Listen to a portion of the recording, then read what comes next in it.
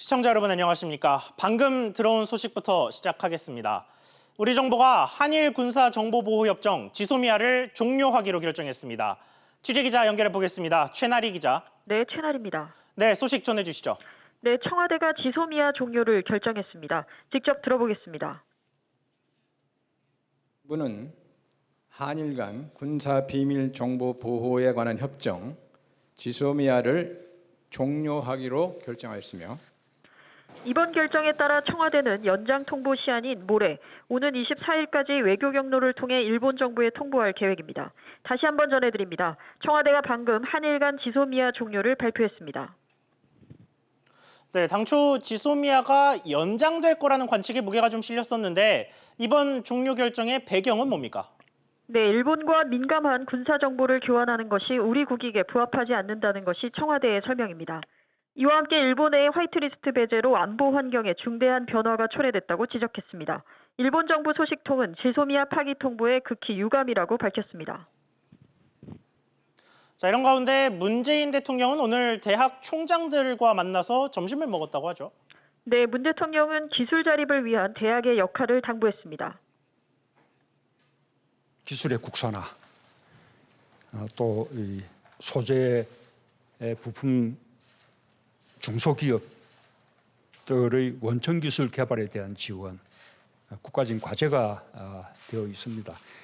지금 여러 대학들이 그런 기술 지원단을 만들기도 하고 더욱더 적극적이고 활발하게 해주시라는 당부 말씀을 드리고, 일부에서는 이 같은 문 대통령의 발언이 이미 지소미아 종료를 염두에 둔 것이 아니냐는 해석도 나오고 있습니다. SBS CNBC 최나리입니다. 당초 일단 연장 전망에 좀 더 무게가 실렸던 걸 감안하면 말 그대로 깜짝 발표입니다. 정부가 이렇게 결정한 이유는 뭘까요? 다음 취재기자 연결해서 짚어보겠습니다. 안지혜 기자. 네, 안지혜입니다. 네, 바로 질문 드리죠. 왜 그런 겁니까? 네, 청와대 브리핑을 보면 주요 키워드는 아무래도 신뢰 훼손으로 꼽을 수 있습니다. 정부는 일본이 우리나라를 화이트리스트에서 배제하면서 우리 안보 환경에 중대한 변화를 초래했다고 밝혔습니다. 때문에 안보상 신뢰를 전제로 하는 양국 간의 군사협정 역시 더 이상 지속할 수가 없다라고 판단을 한 건데요.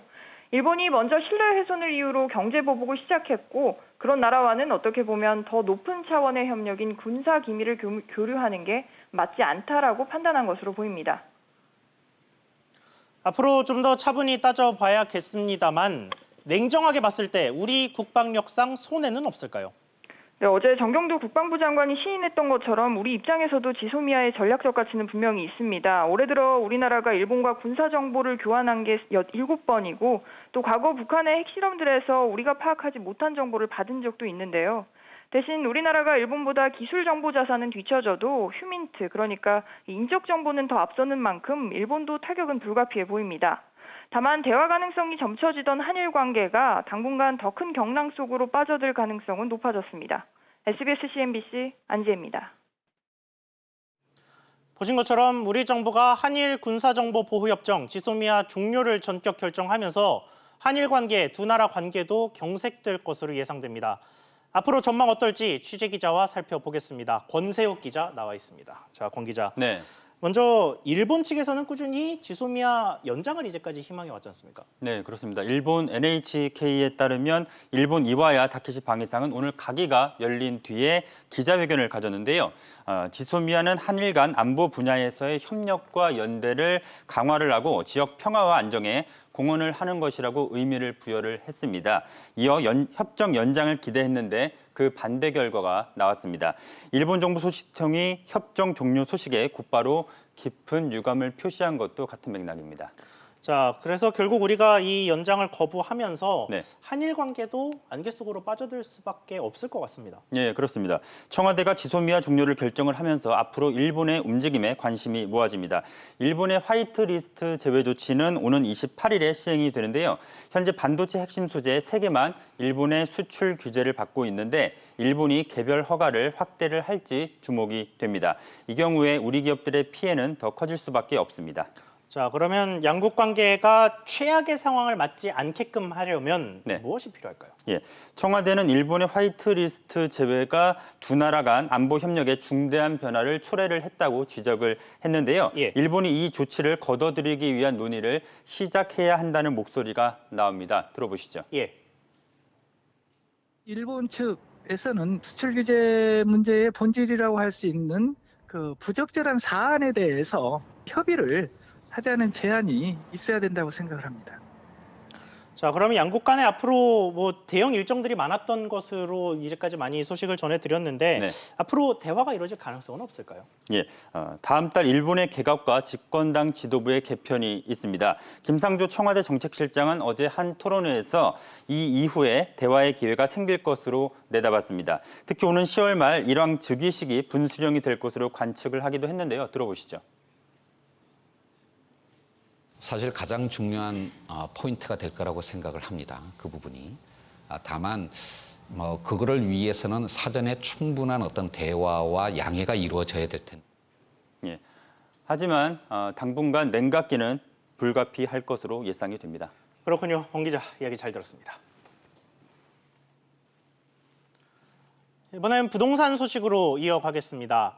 민간 택지 분양가 상한제 시행을 앞두고 서울 주요 재건축 단지가 비상에 걸린 가운데 규제의 영향권에서 벗어나 있는 신축 아파트 가격은 꾸준히 오르고 있습니다. 강남 지역 일부 아파트는 3.3제곱미터당 1억 원에 육박하기까지 하는 상황입니다. 김환진 기자가 현장 취재했습니다. 지난 2016년 입주한 서울 반포동의 한 아파트입니다. 전용 면적 59제곱미터 평형이 최근 22억 1천만 원에 거래됐습니다. 지난해 1월 같은 면적이 18억 3천만 원에 거래됐던 것과 비교하면 1년 반 만에 4억 원 가까이 뛴 겁니다. 서울대평은 아까 보니까 정말 좋은 것 같은데요. 희소성이라는 게 그래서 최근에 지은 거죠. 입주 5년 차인 강남구 대치동의 이 아파트도 분양가 상한제 발표 직후인 지난 15일 전용 면적 94제곱미터가 이전 최고가보다 2천만 원 오른 29억 2천만 원에 거래됐습니다. 이처럼 인기 지역에 지어진 지 5년 남짓인 새 아파트 가격 상승세가 힘을 얻는 가운데 서울 아파트 매매 가격은 8주 연속으로 올랐습니다.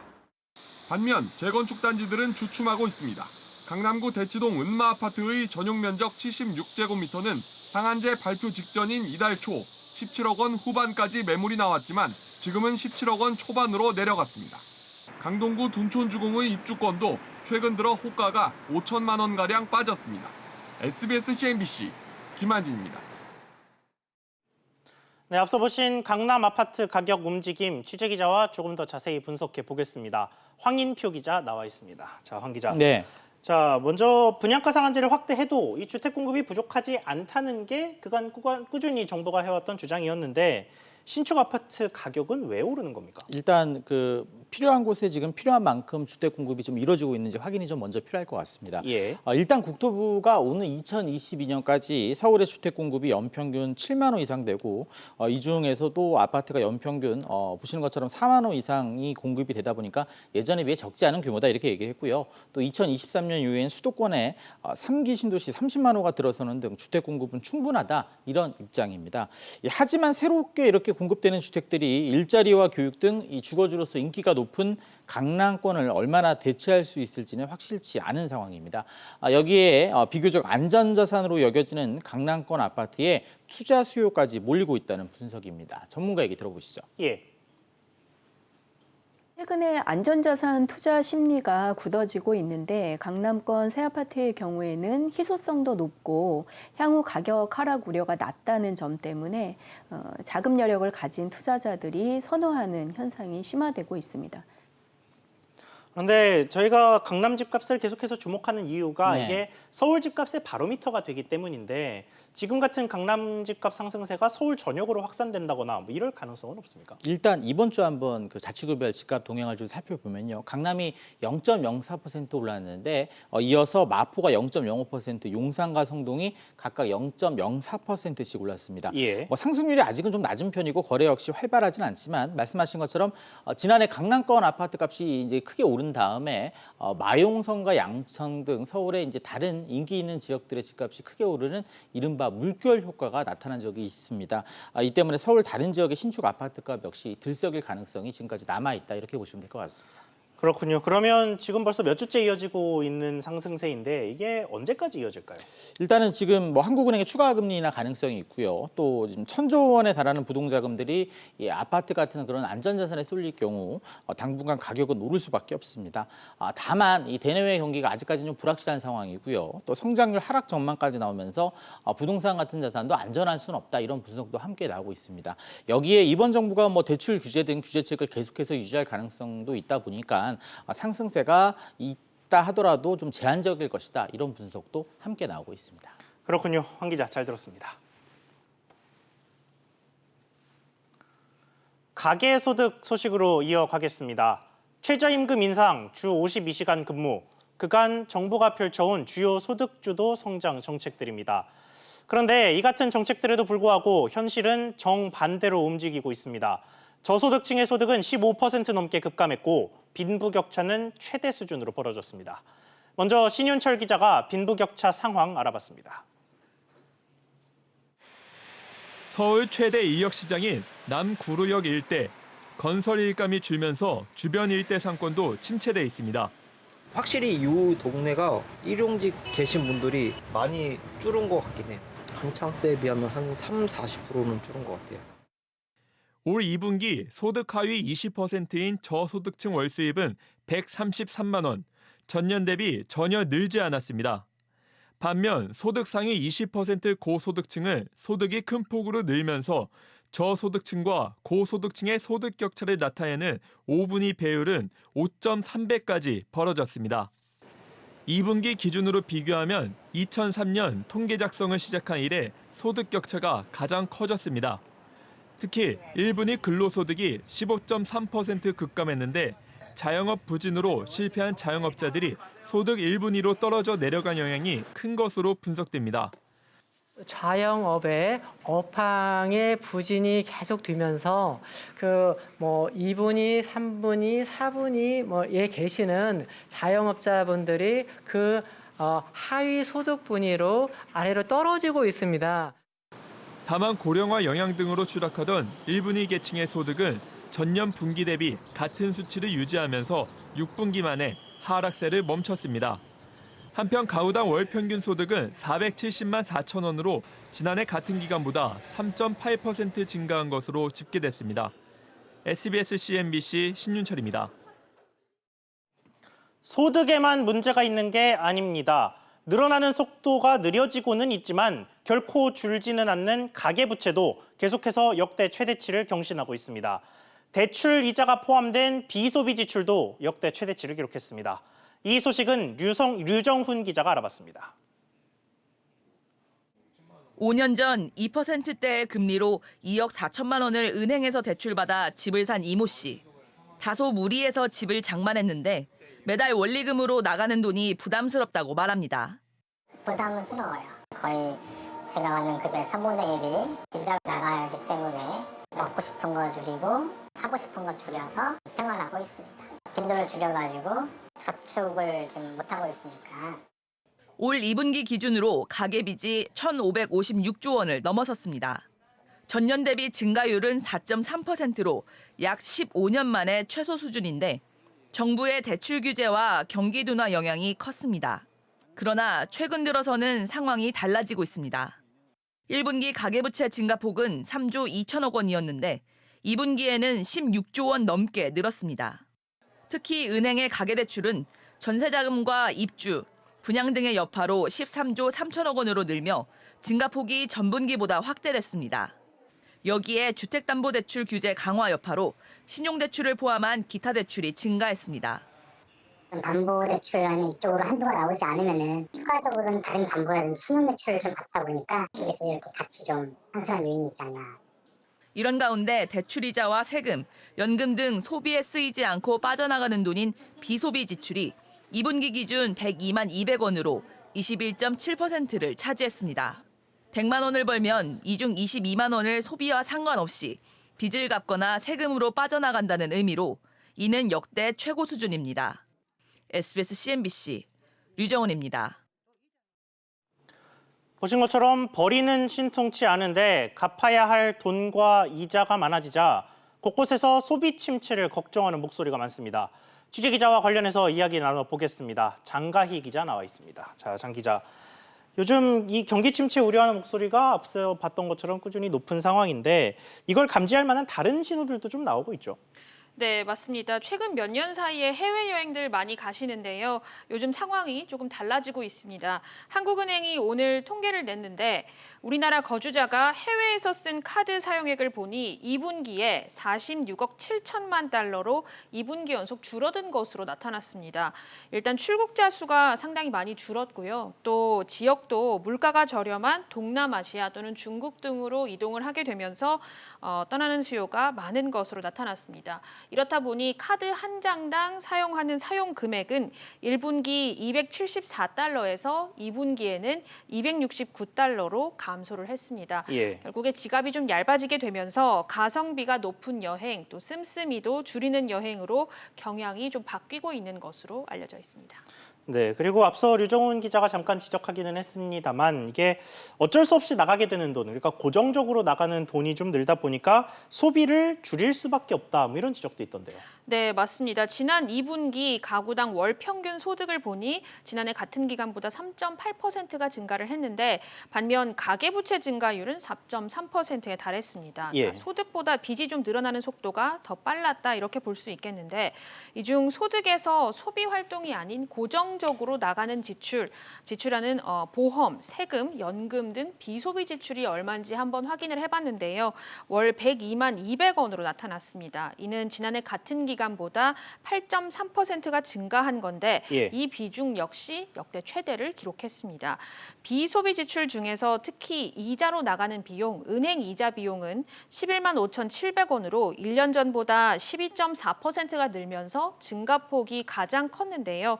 금리 인상 영향 그리고 가계대출이 좀 늘어났기 때문으로 보입니다. 한마디로 은행 빚을 갚느라 쓰는 것 그리고 먹는 것을 줄이게 되면서 소비도 덩달아 침체되는 악순환이 현재는 계속 되풀이되고 있습니다. 그렇군요. 장 기자 이야기 잘 들었습니다.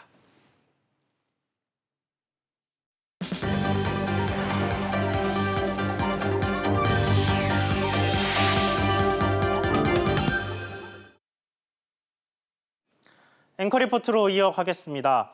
덴마크의 한 은행 이야기가 세계 금융시장의 핫 이슈로 떠올랐습니다.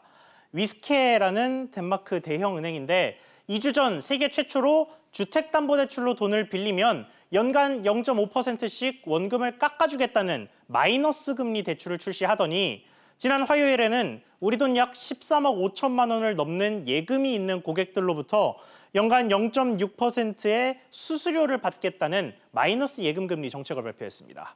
돈을 빌리면 원금을 깎아주고 돈을 맡기면 일종의 보관료를 받겠다는 건데요. 이게 가능한 일인가 의아해하시는 분들 많으실 텐데 왜 이렇게 하는 걸까요? 일단 다름 아닌 금리 때문에 그렇습니다.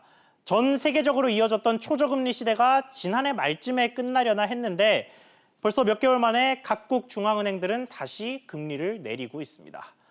기준금리가 이렇게 내려가면 채권금리도 함께 내려갑니다. 더 내려갈 곳이 없으면 결국은 마이너스 금리가 되는데 지난달 말 기준 이 같은 마이너스 금리 채권 규모는 무려 13조 8천억 달러, 우리 돈 1경 6천조 원에 달했습니다. 미국을 빼면 전 세계 투자 등급 채권의 43%가 마이너스 금리일 정도입니다. 이 마이너스 채권이라는 건 투자를 해도 만기 때 투자한 만큼 돌려받지를 못한다는 건데 어떻게 이렇게 시장에 넘쳐날 수가 있을까요? 우선 은행이나 연기금 같이 안정을 중시하는 금융기관은 지금처럼 경기 침체 우려가 있는 시기에는 손실을 감수하고서라도 안정적인 채권에 투자를 감행하게 됩니다. 또 각국 중앙은행이 금리를 더 내린다면 그나마 덜 낮은 지금 투자하고 나중에 팔았을 때 그 차익으로 수익을 낼 수 있다는 기대감도 반영돼 있습니다. 다만 마이너스 채권에 투자하는 부담은 결국 앞서 보신 덴마크 은행처럼 고객에게 전가되고 있습니다. 은행에 돈을 맡기려면 돈을 내야 하는 시대가 됐습니다. 앵커 리포트였습니다.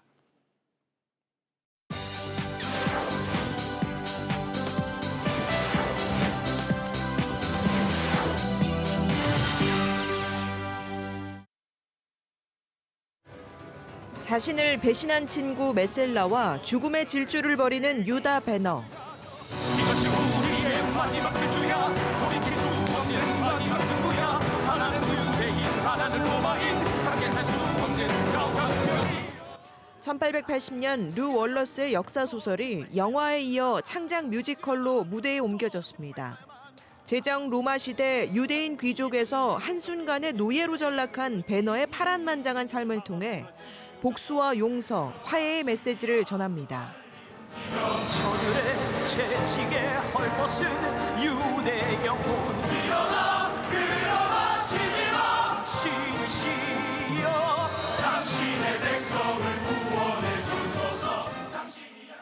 원작의 대서사를 배너와 메셀라 두 남자의 이야기에 초점을 맞춘 전개와 웅장한 무대 연출로 2년 전 초연에 이어 흥행을 이어가고 있습니다. 까칠한 성질이 일하는 장수상회 옆에 소녀스러운 금님이 꽃집을 엽니다. 그 38살이요. 이 산 너머로 화물이 뭐 아무것도 내려놓지 마시오. 어르신, 저기요. 저희 사이좋게 지내요. 할리우드 영화 러블리스티를 리메이크한 영화 장수상회를 다시 연극으로 각색했습니다. 노년의 로맨스를 통해 가족과 삶의 이야기를 탄탄하게 엮었습니다.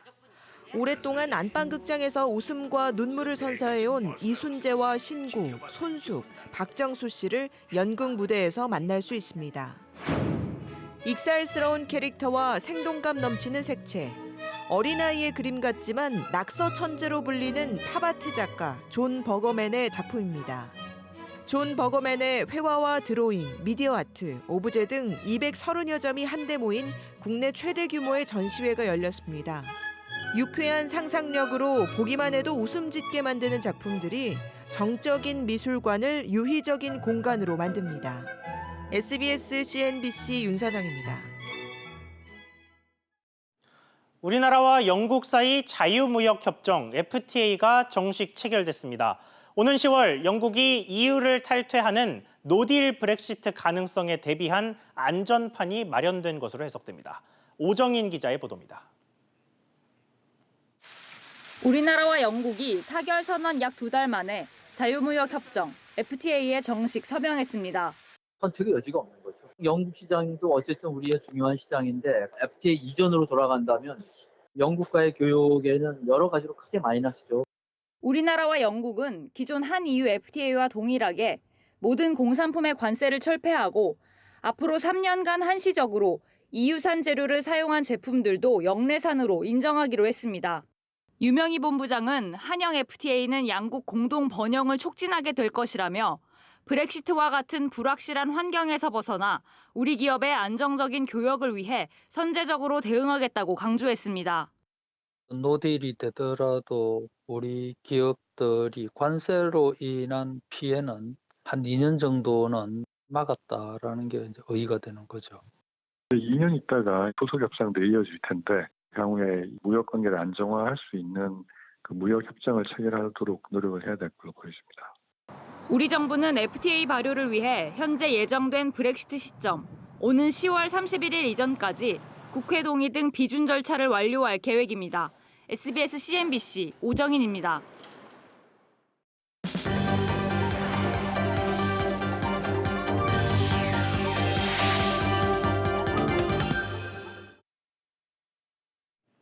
이재용 삼성전자 부회장 등이 재판을 받고 있던 국정농단 사건에 대한 대법원 판결 일정이 전해졌습니다.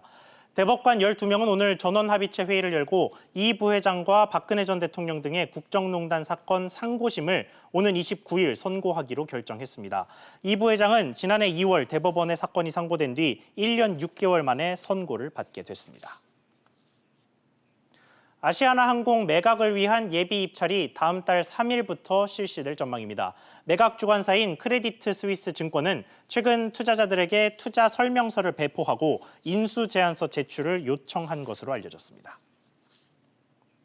한국경영자총협회가 화학물질 규제 완화 의견을 정부에 제출했습니다. 경총은 우리나라의 소재, 부품 산업 구조를 개선하기 위해 주요 업종별 기업을 대상으로 실태 조사를 진행한 뒤에 화학물질 규제 개선 건의과제 27건을 제출했습니다. 요즘 온라인에서 생수 구입하시는 분들 많으시죠? 집까지 가져다 주니까 편하기는 한데 꼼꼼히 살펴보셔야겠습니다.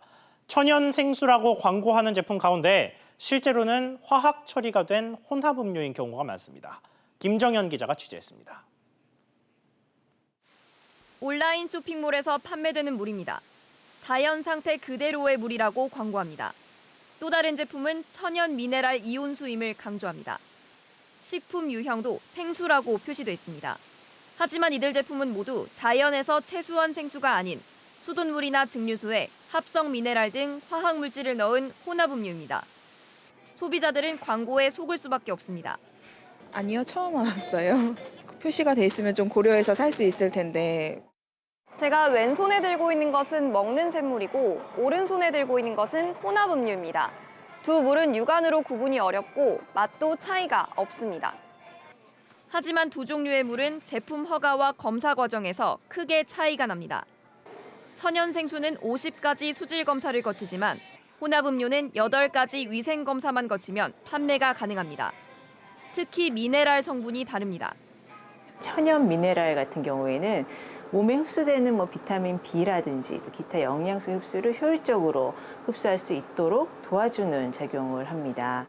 환경부는 소비자들의 판단을 흐릴 수 있는 광고에 대해 관리를 강화하겠다고 밝혔습니다. 혼합 음료인데 마치 먹는 샘물처럼 이렇게 한 부분에 대해서는 위법 사항이 있다면 위법한 내용대로 처분을 하도록 하겠습니다. 오는 10월부터는 먹는 샘물 표시도 제품 라벨에 확대 부착하도록 할 방침입니다. SBS CNBC 김정현입니다. SBS CNBC 김정현입니다. 안녕하세요. K웨더 라이프스타일 예보 오주호입니다. 오늘 충청과 남부지방으로 호우특보가 발효되는 등 거센 비가 내리면서 누적 강수량에 의한 집안 붕괴 사고에 유의하시기 바라고요. 비가 내린 지역으로 기온은 살짝 떨어진 상태지만 내일 다시 30도 선을 회복하겠습니다. 대부분 지역이 30도를 밑돌겠지만 내일 역시 덥겠고요. 낮 기온은 서울과 대전 30도, 강릉은 28도, 춘천과 광주, 부산은 29도를 기록하겠습니다. 더운 날씨로 인해 내일 열사병 위험지수 역시 대전과 대구 그리고 부산과 제주는 위험 단계 예상됩니다. 대기순환이 원활해지면서 오늘에 이어 내일도 전국의 공기질은 보통 단계로 미세먼지 걱정은 안 하셔도 되겠고요. 종일 실내 환기를 하셔도 좋겠습니다.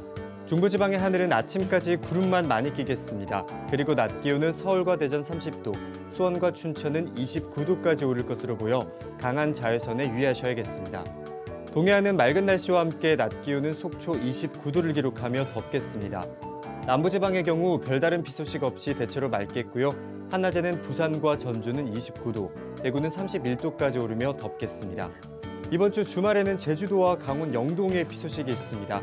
그리고 서울의 낮 기온은 29도 선을 유지하면서 주말에도 막바지 더위는 계속해서 이어질 것으로 전망됩니다.